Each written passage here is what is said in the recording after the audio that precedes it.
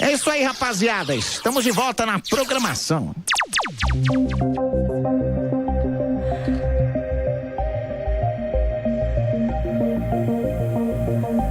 Muito boa tarde, estamos aqui no 17 de fevereiro de 2020, diretamente da Rádio Geek São Paulo, e basicamente estamos voltando com o nosso programa Tecnomagia, agora às segundas-feiras, às 16 horas, e eu estou aqui hoje com a minha amiga Camila Andrade. Bom, a edição de hoje é a 28ª, e desse lugarzinho a gente vai contar sobre paternar e maternar. De um lugar novo, né? E o nome é como ferramenta de inovação para impacto social. O que seria isso? Eu trouxe aqui a Camis, que você vai entender já todo esse contexto, mas é uma pessoa que vem percorrendo essas novas formas de maternidade e paternidade. E, bom, ela é mãe da Mora, principalmente. Minha amiga psicóloga, faz um trabalho maravilhoso com facilitação gráfica, ela é sócia da Moon, curadora do Hacktown, que amamos, parceira do Ralph, enfim. Cami, seja bem-vinda. Obrigada. Bom, muito feliz de estar aqui. se você... ajuste só o seu microfone mais perto, assim, pra te garantir a sua voz. Se vocês tiverem perguntas sobre esse assunto que permeia todo mundo, né? Se você não é... Talvez não venha a ser, mas veio de um pai, de uma mãe biológica, que teve alguém que cuidou de você.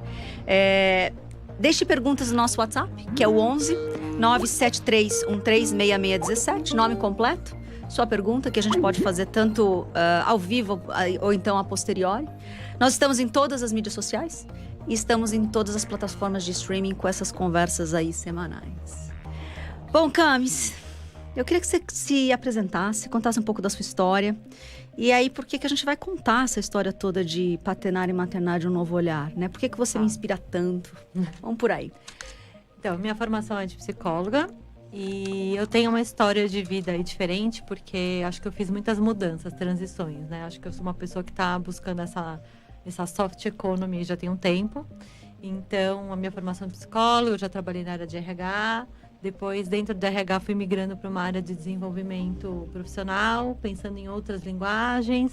Acabei caindo na facilitação gráfica e resolvi empreender nesse lugar, saí. E aí, tem a Moon, que entrou na minha história, né? Virei sócia da Moon. E o Hacktown, que é uma coisa que vem em paralelo, mas que é um filho para mim também, porque tudo é meu filho. Estou começando a perceber que faz mais sentido essa conversa do que eu imaginava. Muito bom. E o Hacktown, que eu entendo como uma grande plataforma para a gente poder falar desses modelos de transição, etc. Então, tem uma preocupação minha, em especial, também de ser muito coerente com aquilo que a gente está pregando no festival. Então, acho que eu já estou vivendo essa história aí há muito tempo. E aí, eu tive um bebê no ano passado. Sim! E todo o meu processo de gestação e de gravidez, eu tenho tentado encarar de uma maneira muito consciente, muito... coerente também comigo, com os meus processos e com essa história aí que eu tô tentando trilhar na minha vida, né? Não, maravilhoso, assim, como amiga, eu acho que eu sou testemunha disso, uma das pessoas que mais vive aquilo que prega, o que a maioria das pessoas tem hoje dificuldade, né, de contar uma história e depois caminhar ela, né, que é o tal do walk the talk em inglês. E eu acho que te acompanhar de perto, né? A sua maternidade, o seu engravidar, o seu planejar e ao mesmo tempo depois perceber que as coisas não saem como a gente planejou. Para mim foi uma grande escola. Eu acho que como uma pesquisadora é sempre maravilhoso ver alguém reinventar, né? Trazer o soft, ou seja, o sutil para aquilo que já existe há muito tempo. E você, para mim, fez isso com a maternidade. E eu acho que tá na hora de contar, né? Umas novidades por aí. Eu achei que eu ia ser só como uma observadora, pesquisadora amiga, né? A tia da Morinha. E eu acho que é com muita felicidade que eu conto aqui oficialmente pro mundo que a sua maternidade vai inspirar a minha, né? A feijãozinha! Eu acho que desse lugar a gente passou o período de silêncio, né? Que geralmente pede os 3 meses aí pra gente guardar e, enfim, encapsular isso. E acho que guarda o bebê e guarda todo esse processo de mudança, né? E não é à toa que a gente pediu para vir aqui hoje, pra gente poder contar oficialmente e aí conversar. Acho que não é justo, de novo, eu falo sempre que não é justo que as minhas conversas fiquem só pra mim, né? Dos meus cafés.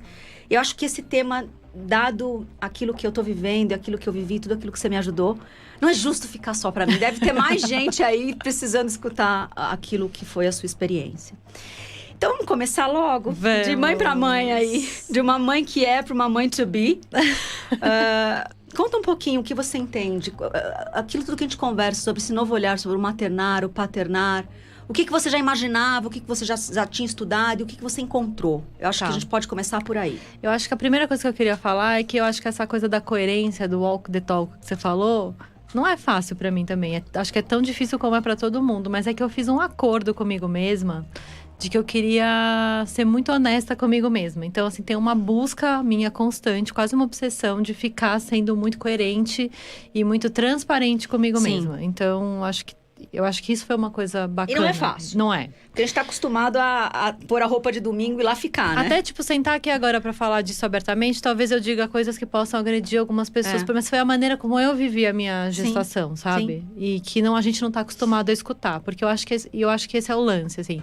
A história da gente gestar tem uma coisa de... É como se tivesse um mito, uma aura secreta em volta disso. Eu falo pra Lígia que tem uma irmandade de mulheres secreta, quase uma maçonaria feminina escondida aí. E eu não alcançava. Que a gente só abre essa chave na hora que você vira mãe. E que me assustou muito, porque nascer e ter filhos é o que faz a humanidade existir. Exato. É super natural e não é nada natural. Nenhum processo que eu vivi na minha gestação é natural. Pra isso, Me preparou pra isso, né? Nem na minha relação com as pessoas, nem na minha relação com o trabalho, os espaços de trabalho, e nem na minha relação comigo mesma. Assim, é muito desconhecido esse universo, né? E a gente tá falando assim, eu sou mulher. Sim. Eu tenho uma formação em psicologia. Por coincidência, na faculdade, eu fui monitora de desenvolvimento humano 1 e 2, que é tipo basicamente estudar isso. E quando eu cheguei nesse lugar, eu percebi que eu não sabia nada. Eu sabia muitas teorias, eu sabia muitas coisas de autores da psicologia que falam de como a mulher se sente, de como o bebê, blá, blá, mas que não me ajudavam em nada. Eram, sabe? Então, assim, no dia a dia mesmo. Então, essa irmandade...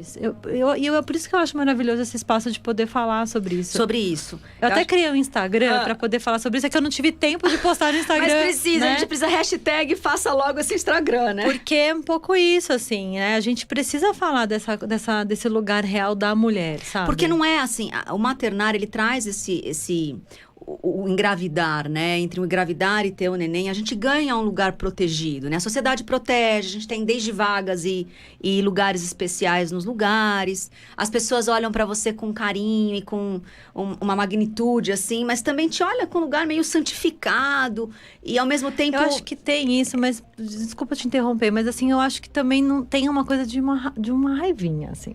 Conta mais, assim. Eu tive alguns problemas, assim. Logo que eu engravidei, eu perdi alguns... Porque eu não sou uma pessoa que trabalha num modelo corporativo. É verdade. Então, como eu trabalho com projetos, etc., eu notei, por exemplo, que mulheres tiveram mais dificuldade em lidar com as minhas possibilidades de atuação do que homens. Entendi. Os homens, pelo menos, perguntavam. Você vai dar conta de fazer esse trabalho nesse momento que você tá com a barriga? Né? As mulheres simplesmente chegavam à conclusão de que não. E nem me perguntavam.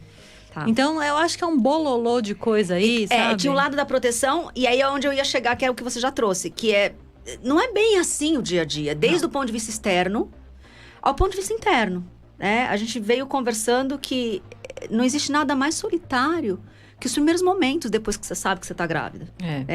Porque ele vem com uma série de medos. Os medos podem ter muitas naturezas. O meu teve uma, o seu teve outra, das amigas... Mas a primeira coisa que se instala é medo. E aí esse medo te leva geralmente para um lugar sozinho, para um lugar mais sombrio dentro de você. E faz parte, eu acho, talvez a gente tá mais cansada, ter mais sono. No meu caso, eu enjoei pra caramba, foi muito difícil o início. E assim, eu quis ficar sozinha. Por mais que as pessoas quisessem me ajudar. Você era uma que me perguntava diário, como é que vocês estão? Você precisa de ajuda? Não sei se eu tô bem, entendeu? E não era bem assim que a gente imagina, que a gente né? acessa esse nosso viés bicho, sabe? É quase que tipo uma coisa de bicho mesmo. E que a gente esquece que a gente tem. Porque embora a gente esteja na cidade, a gente tenha a cultura, educação, a gente ainda é bicho.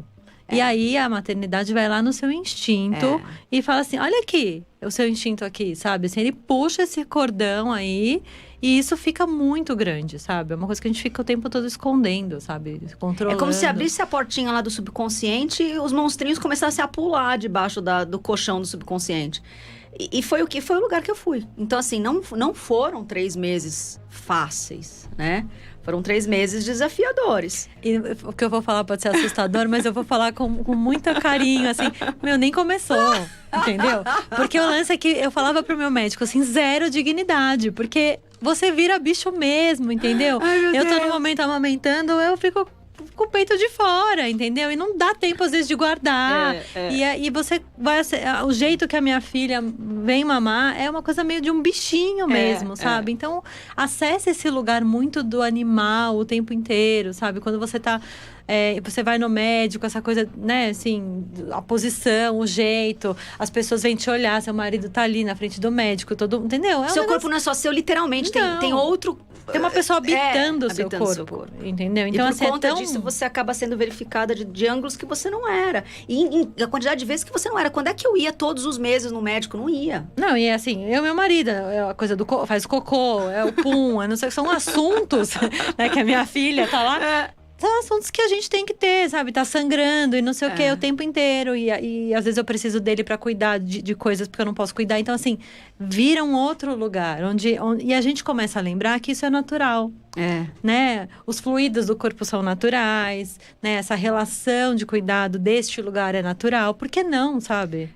E eu juro, se alguém me falasse isso há 1 ano atrás, eu ia falar, nossa, meu, que viagem, sabe? Mas ainda bem que eu passei, eu brinco assim, eu tenho algumas amigas que tiveram esse maternário, esses nenéns assim, com 1 ano na frente. Pra mim tá muito recente, então É que cognitivamente faz muito sentido, mas quando você tá vivendo isso, é uma experiência de um outro lugar, sabe? É outra história. Então assim, bom... Já entrando então nas perguntas, eu acho que esse novo maternário, esse novo paternário, esse novo papel do pai e da mãe também nasce desse início da nossa conversa. Quando você fala, olha, eu tô tentando, meu compromisso é ser cada vez mais verdadeira com aquilo que eu falo, que é o meu compromisso também, que é o compromisso de muita gente que tá nessa jornada de se auto-expandir, de se autoconhecer, de ser um ser humano melhor, né? Por isso que o título do programa é como impacto social. Eu acho que o trabalho que a gente veio fazendo enquanto adultos vai ajudar diretamente nesse impacto da criação dessas crianças. E aí, de que lugar você vê que encarar essas coisas como elas são e esses novos homens e mulheres, né, mais ressignificados, mais verdadeiros consigo mesmo nas suas relações, vão impactar diretamente a criação, seja da sua criança, da minha criança ou das crianças que estão vindo através desses humanos? Esse é um tema, assim, pra mim, bem importante, assim. Porque, bom, eu e o Ralph, a gente trabalha com Hacktown. E a gente trabalha muito na curadoria, né? Então, a gente tá acessando uma série de pessoas e de gente que tá falando. A gente fica pensando... O Ralph trabalha com a experiência do festival. E isso, acho que a nossa história vai afetando diretamente também um pouco da nossa leitura de mundo. Sem dúvida. Né? Então, a gente vem falando, por exemplo, essa coisa de empreender a sua verdade, que eu acho que vai ser o grande tema desse ano. E eu acho que não dá pra gente... A gente tá vivendo num mundo onde todo mundo sabe qual é o discurso, todo mundo sabe o que tem que fazer, o que tá errado. O lance é, a gente tá fazendo isso com coerência? Né, de verdade, né? Porque o que a gente mais vê é nutricionista falando de comer comida de verdade, nananana, que vende suplemento e, se escraviza pra ser magra e tira foto de duck face numa coisa, falando de de uma estética que é irreal. Irreal. Ou o cara que é empreendedor, que sai da empresa, abre a startup dele, mas paga mal o funcionário, mas tem uma mesa de ping-pong, enfim, entendeu? Então, assim, a gente tá construindo um discurso que eu não sei se a gente tá vivendo ele na prática, isso acontece muito. Então, assim, tem uma preocupação nossa em tentar ser o mais próximo possível da verdade que a gente está empreendendo. A gente faz um E essa mulher, Camila, e esse homem, Ralph, ressignificados e buscando essa verdade, como é que essas pessoas entraram na maternidade? É isso, a gente vê... E aí o que eu ia falar assim, não somos perfeitos. Não tô aqui dizendo assim, somos os E nem tá passando receita pra ninguém. De jeito nenhum. A gente tá muito ligado em tentar ter essa coerência. A gente entrou na maternidade, na paternidade muito organizado pra isso. Então, assim, a gente conversa muito e a gente se organizou muito pra estar muito presente, principalmente nesse começo de vida da nossa filha. dividindo as tarefas e aprendendo junto. Porque a real é que a gente não sabe nada. Porque a gente não sabe mesmo. Então a gente tem muitas dúvidas, a gente não sabe muito como dividir os papéis, a gente tá aprendendo na tentativa e erro, a gente tem as nossas brigas, porque… Sim. Né? Porque assim, a gente… E aí eu tenho N questões, né? A gente fala do pai presente, mas quando esse pai tá presente… Que é o caso do Ralph. Que é o caso do Ralph, o Ralph é muito presente. Ele decide tanto quanto eu, então ele tem o jeito dele de vestir a criança é diferente do meu jeito de vestir a criança. Coisa simples quanto essa, até o lugar que a pessoa senta no médico, né? Exatamente. Eu tô indo fazer ultrassom com o meu parceiro e basicamente parece que todo ultrassom e toda a equipe tá esperando pela mulher. E tipo, tem uma cadeirinha ali que quase ninguém olha pra cara dele, entendeu? Não, eu tenho uma história maravilhosa, porque eu queria muito fazer um parto humanizado, natural. Eu procurei doulas e tal pra me ajudar. E aí tem uma história muito maravilhosa que chegamos, eu e o Ralph, na casa. E aí elas ofereceram chá pra mim, elas ofereceram pra ele. Um lugar que teoricamente é super ativista do feminino, que cobra os homens, a presença, o pai, bababá. Mas a hora que esse pai tá lá, empoderado também, tanto quanto a mãe, me empoderando… Ninguém nem enxergou que ele tava ali. Né? E assim, a gente sabe que tem muita coisa para ser feita ainda massivamente, mas já tem uma boa parte da parcela dos homens que já entenderam essa história. E que eles estão ali presentes, não é uma questão de ajuda, eles são tão presentes quanto a mãe é presente. Não é um ou outro, não é o caso do Ralph ou do Bernardo. É basicamente a história de muitos dos nossos amigos, entendeu? Das pessoas que a gente convive. Então, assim… Mas eu acho que a gente tem uma bolha que a gente tem de homens mais acordados. Não é uma bolha de 3, é uma bolha significativa. Já. Eu acho que ainda tem muitos homens perdidos. Mas eu acho que tem uma coisa também da mulher de não querer esse homem tão empoderado. Porque a hora que o homem se empodera, eu tenho que negociar tudo com o Ralph, entendeu? Esses dias eu que tô com esse discurso, falei, né? Ele foi lá, trocou a fralda da Amora, colocou uma roupa nela. Eu falei assim, mas você pôs essa roupa? Ele falou, mas eu achei essa roupa linda, ela é minha filha também. E eu falei, eu me calei, porque ele tá correto. Ele tem o direito de vestir ela do jeito que… Eu falei de vestir por isso. Porque é a filha dele. Entendeu? Ter que negociar, eu quero dar isso aqui pra ela comer. Mas eu acho que ela não tem que comer isso. Então, a gente vai ter que chegar num consenso. E ver se qual a linha que a gente vai adotar, sabe? Mas que foi assim pra cada pedaço da vida de vocês. Né? É assim na minha relação. A gente… conversa. E se tem algo que você precisa ajustar, a gente negocia, ajusta, né? Chega num… Ou então, tem horas que pra mim é irrelevante, pra você é muito importante, eu vou com você. E vice-versa, entendeu? Eu acho que vai refletindo na maternidade, na paternidade, aquilo que é a base da relação. Mas é que eu acho que exige uma… Se você não tem uma boa relação… Aí a coisa vai pro saco. Desandando. É bem difícil. É difícil, Posso porque imaginar. aí você tem o puerpério, você tá super zoada dos hormônios, uma série de coisas. Você tem muitas dúvidas e muitos medos, aquele bichinho frágilzinho, você não sabe se aquilo é certo, se é errado. Então, assim, é tudo muito frágil ainda, sabe? Eu não sei se um dia melhora. Ai, Camis, vai contando aí, continua contando. Eu não sei se melhora, e aí você tem que negociar tudo. Então, assim, se o casal não tem essa… É muito louco. Olha que coisa louca que aconteceu comigo, né? Em vários momentos eu tava muito irritada com algumas coisas. Eu falava assim, eu não acredito que aconteceu tal coisa. As pessoas falavam assim, agradece que você tem um marido. Eu falava assim, não. O fato de eu ter um marido que é meu parceiro não invalida o fato de eu estar irritada com alguma coisa. Exatamente. Sabe? Então, assim, essa história de que você tem sempre que estar agradecida, porque… Não, eu não tenho que estar agradecida. São histórias. É que assim, eu acho que assim, a minha grande sacada desse período que eu vivi até agora é assim… Parem de querer que as pessoas sejam uma coisa ou outra. As pessoas são misturas de coisas. Então, assim, os sentimentos bons e ruins podem coexistir dentro de uma pessoa, entendeu? Tá tudo bem, a gente é super contraditório. E vão. Então, assim, eu queria ter feito um parto natural, me preparei, e na hora eu não pude ter esse parto. Foi super frustrante pra mim. E aí eu chorava nos primeiros dias por isso. As pessoas falavam assim, ai, dá graças a Deus que sua filha tem saúde, ela nasceu bem. Legal, tô mega feliz, soltando fogos porque ela tá bem. Agradeço a Deus por isso. Mas tô mega frustrada, porque eu passei 9 meses me preparando pra uma história que não pôde acontecer. Não pôde viver. E tá tudo bem, não é porque ela nasceu bem, entendeu? Então, assim, E eu acho que esse lugar da gente correr rapidamente, da frustração, do medo… Eu vi isso, a gente conversou muito nesse período aqui, do casulo, do silêncio. de você se permitir, né? Ter o medo, ter insegurança, de não estar bem, de não ter raiva, ter arrependimento. Porque eu tô falando isso muito sério, assim, tem uma hora que você olha pro bebê, você tá toda destruída, sabe? Aquele bebê chora, você não sabe o que você faz com ele. Aí você fala assim, o que eu fiz com a minha vida? Mas o fato de eu sentir isso não significa que eu não ame a minha filha. Eu amo muito, eu escolhi estar ali.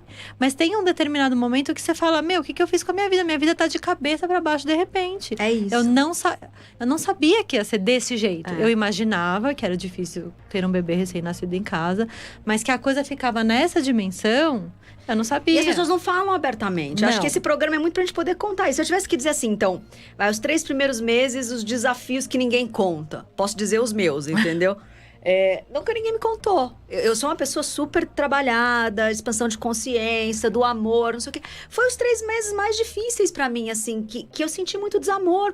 Não é pela criança, ou pela situação. Eu tava muito mal fisicamente, eu vomitei demais, eu tava muito fraca. Então, assim, é muito sozinho, por mais parceiro que Bernardo seja, ou que os amigos sejam.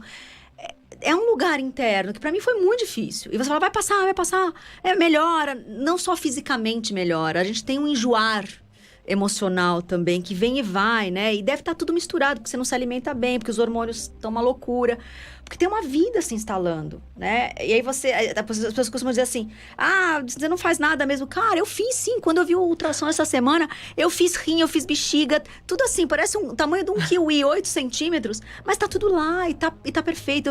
Eu fiz 2 hemisférios de cérebro perfeitos, entendeu? Então, assim, eu acho que a gente tem que ter esse acolhimento, né? Que você me ajudava o tempo todo nas conversas, mas de uma forma geral, é difícil. Eu acho que o lance é assim, a gente pode sentir tudo. O lance é o que a gente faz com o que a gente tá sentindo. Se eu falo assim, o que eu fiz? Por que eu tive um bebê? Tô com raiva, eu jogo o bebê pra parede? Aí, isso é um problema.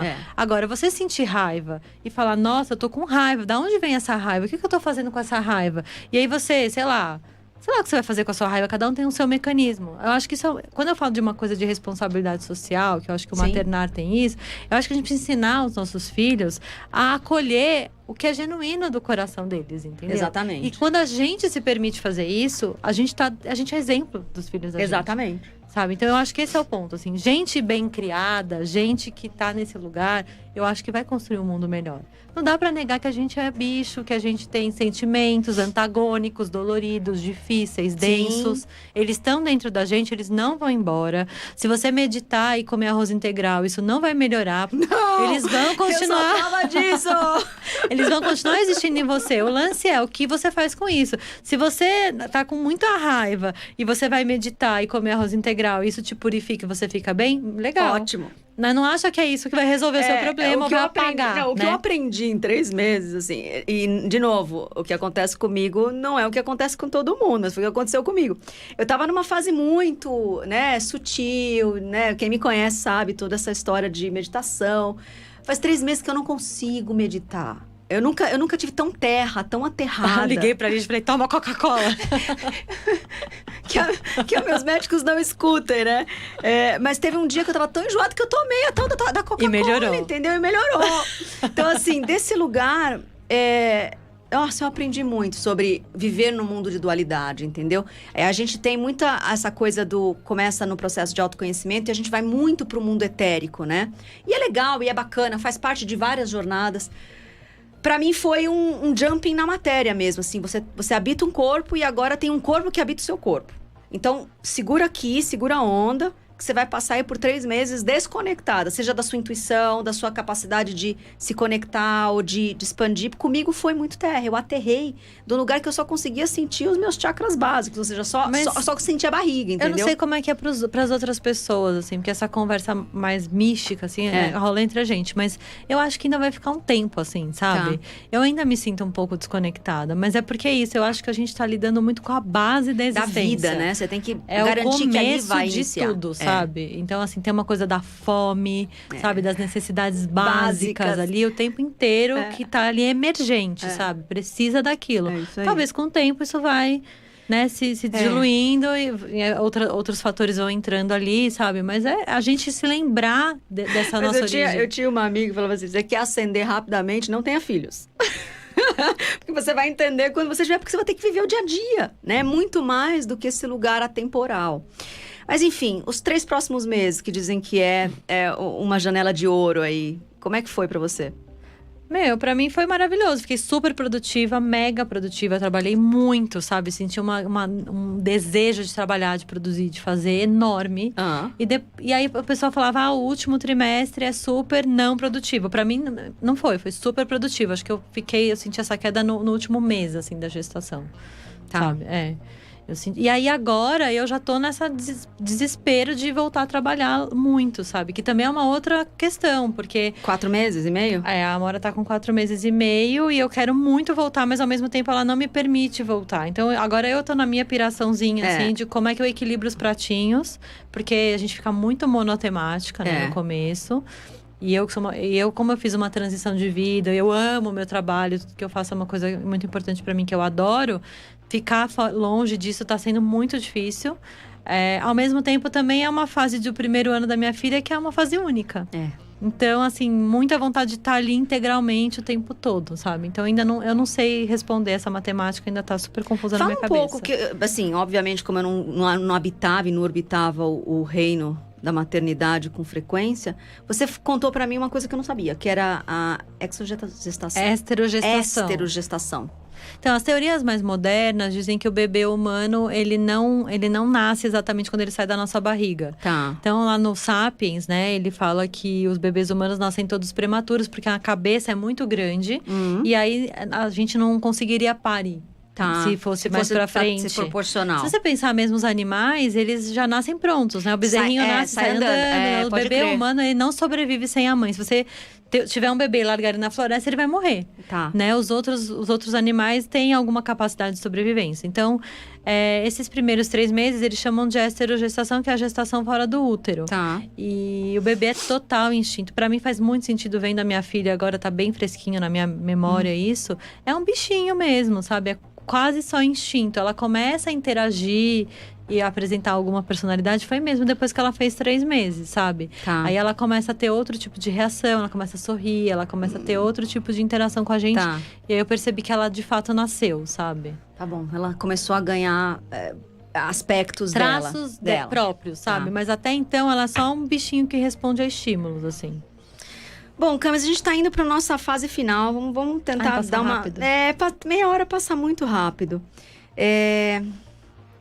O que a gente pode, de repente, ajudar, né, nesse processo? Porque são muitas as formações de família. Tem, necessariamente, você tem um parceiro, eu tô com um parceiro, mas tem aqueles que não têm parceiro, tem aqueles que decidiram fazer com amigos que não são casais, tem aqueles que decidiram inseminar. Eu mesmo tinha óvulos congelados, super achei que ia usá-los. Tem aquelas que não querem ter. Assim, de que lugar é essa ferramenta, né, de inovação e de impacto social nas mais diferentes possibilidades de vertentes, né? Desse cuidar dessa nova vida. Eu acho que a tecnologia tá toda na gente, ela é super de ponta, né? A gente tá pronta para isso. Eu acho que o que a gente precisa fazer é ativar essa tecnologia que a gente já tem pronta, que é empreender a própria verdade, que eu acho que essa é a história. É você ser muito franca com você mesmo, permitir que esses afetos todos, que essas histórias todas, elas venham, olhar para elas com muita valentia e aí dar um encaminhamento para isso. E aí procurar redes de apoio de outras mulheres ou de outras pessoas. Eu acho que sim. E procurar redes que te acolham na sua verdade, que eu acho que tem isso também, sabe? Não adianta a gente procurar… Eu tive muita dificuldade, por exemplo, com a minha mãe, porque a minha mãe vem de uma escola super antiga, onde as mulheres não tinham direito de sentir essas coisas que eu tô dizendo aqui. Então tem uma questão com isso, de um conflito, espaço, tem uma questão em algumas egrégoras religiosas que isso não é bem acolhido. Então, se você precisa falar sobre isso, você sente necessidade, eu acho que você precisa sem preconceito, sabe? Se abre e vai ativar essas redes. Todo mundo tem alguém com quem a gente pode falar sobre isso. Eu acho que a internet tem muita coisa, tem muitos perfis bacanas de gente tratando disso de uma maneira muito aberta, sabe? Se informa o máximo que você puder. Eu acho que esse é o lance, assim. Essa semana eu vi um texto muito bacana, né? De uma escola, eu não sei exatamente de que lugar aqui do Brasil, mas que ele substitui o dia do pai e da mãe por aquele de quem cuida, o dia de quem cuida de mim, né? E aí, no texto falava um pouco sobre essa ressignificação de família. é quem cuida de mim e de quem eu cuido, entendeu? Então essa rede de apoio acaba se tornando, de repente, em alguns momentos da nossa vida, essa relação familiar, né? Essa relação do cuidado. E eu acho que a criança, é importante a criança crescer com outras referências de adultos amorosos. Super. Para que ela possa ter abundância desse amor. E não é abundância só de quantidade, mas de diversidade de amor, né? Você é diferente do outro, que é diferente do outro. E que todos possam conviver, né? Eu possa conviver com a Amora, entregar o meu melhor, e você com a minha criança. E assim a gente vai tendo essas redes todas ao redor. Acho que a honestidade de afetos é a melhor coisa que a gente pode dar para esses seres novos que estão vindo. É isso, sabe? Isso. Honestidade de afetos. Seja honesto com seus afetos. Coloque eles ali. Todo mundo é humano, todo mundo tem lado bom e lado ruim. Todo mundo sabe exatamente o que é raiva, o que é alegria.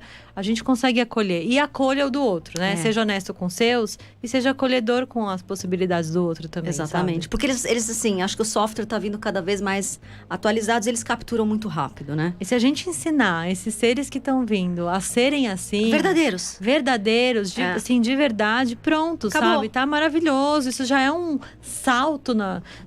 Eu falo que, as empresas falam de responsabilidade social.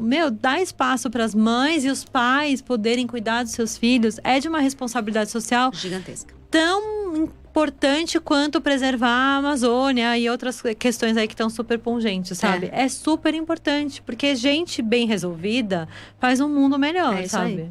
Eu brinco que é o projeto mais futurista. Eu acho super um projeto futurista. E o que a gente tá falando é bem, assim... Parece banal, mas não é, sabe? Não é. Esse é um assunto muito importante.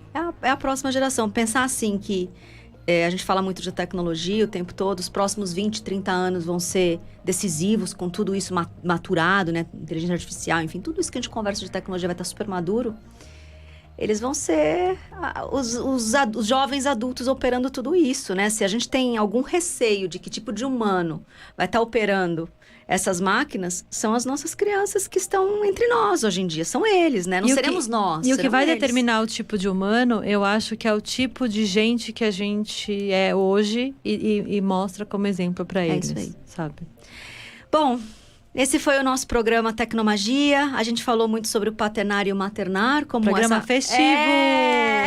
Eu estou muito feliz de poder compartilhar oficialmente essa notícia e a sua notícia, a nossa notícia, com você nesse programa. Eu acho que a gente vai guardar aí para a eternidade. De repente, daqui 30 anos, quando a gente estiver falando, olha, tá ali, você lembra do YouTube? Ai, vamos resgatar aquela mídia antiga para ver o que você falou no dia.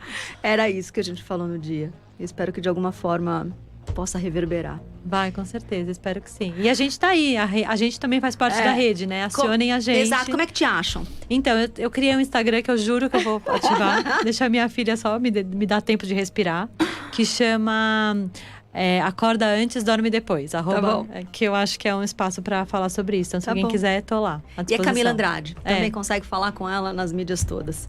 Bom, Rádio Geek é apaixonado pelo que faz, né? Os apaixonados pelo que fazem. A gente é completamente apaixonado pelo que a gente fez, entendeu? Então tá muito claro que esse programa foi um programa de mamãe. Muito obrigada, gente. Até a próxima semana.